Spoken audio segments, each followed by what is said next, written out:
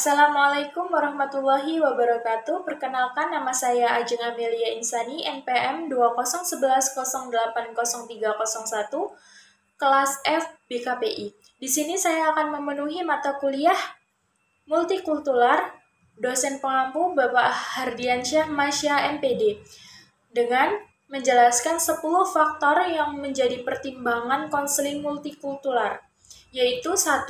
Religius, yaitu sistem yang mengatur kepercayaan serta kepribadian kepada Tuhan Yang Maha Esa serta tata kaidah yang berhubungan dengan budaya dan pandangan dunia uang, menghubungkan manusia dengan tata kehidupan.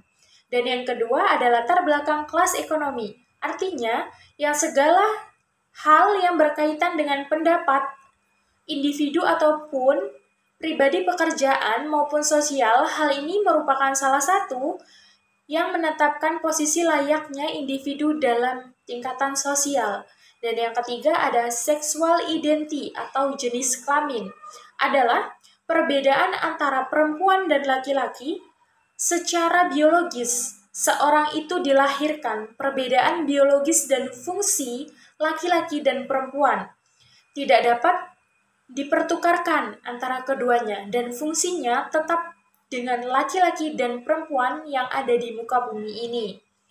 Dan yang keempat, adanya perkembangan psikologis, adalah cabang ilmu psikologi yang mempelajari perkembangan dan perubahan aspek kejiwaan manusia sejak dilahirkan sampai dengan meninggal. Yang keempat, ada etik racial identity atau etis atau suku bangsa, adalah suatu golongan atau kelompok manusia yang anggotanya mengidentifikasikan dirinya dengan sesama, biasanya berdasarkan garis keturunan yang dianggap sama. Dan yang keenam ada diposisis kronologi.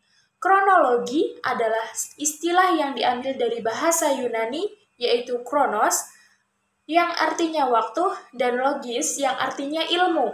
Maka disimpulkan kronologi ilmu yang mempelajari waktu dan sebuah kejadian pada waktu tertentu. Dan yang ketujuh, ada trauma dan ancaman lainnya yang kesejahteraannya pribadi mereka. Setrauma adalah cedera yang parah dan sering membahayakan jiwa yang terjadi ketika seluruh tubuh atau bagian dari tubuh terkena pukulan beban tumpul ataupun tiba-tiba terbentur. Ancaman adalah setiap usaha dan kegiatan dalam negeri maupun luar negeri yang dinilai membahayakan kedaulatan negara, wilayah, dan keselamatan segenap bangsa. Dan yang kedelapan, family historis atau sejarah keluarga.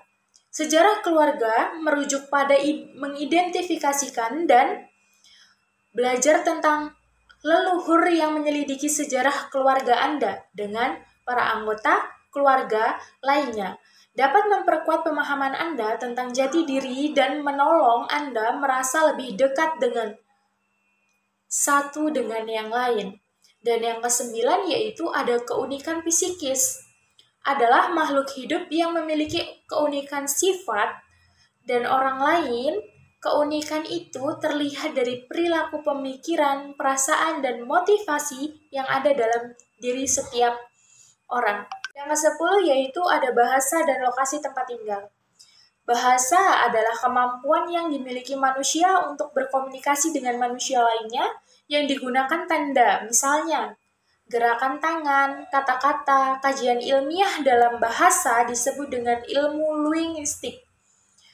Perkiraan jumlah bahasa di dunia sangat beragam, antara 6.000 sampai 7.000 bahasa. Dan ada sebuah tempat tinggal biasanya berwujudan bangunan dan tempat terteduh atau struktur lainnya yang digunakan sebagai tempat manusia tinggal. Istilahnya dapat digunakan untuk berupa-rupa tempat tinggal melalui tenda-tenda, non-menda, hingga apartemen-apartemen bertingkat. Itulah penjelasan saya mengenai 10 faktor yang menjadi pertimbangan konseling multikultural. Apabila ada kesalahan kata, saya mohon maaf. Saya akhiri. Wassalamualaikum warahmatullahi wabarakatuh.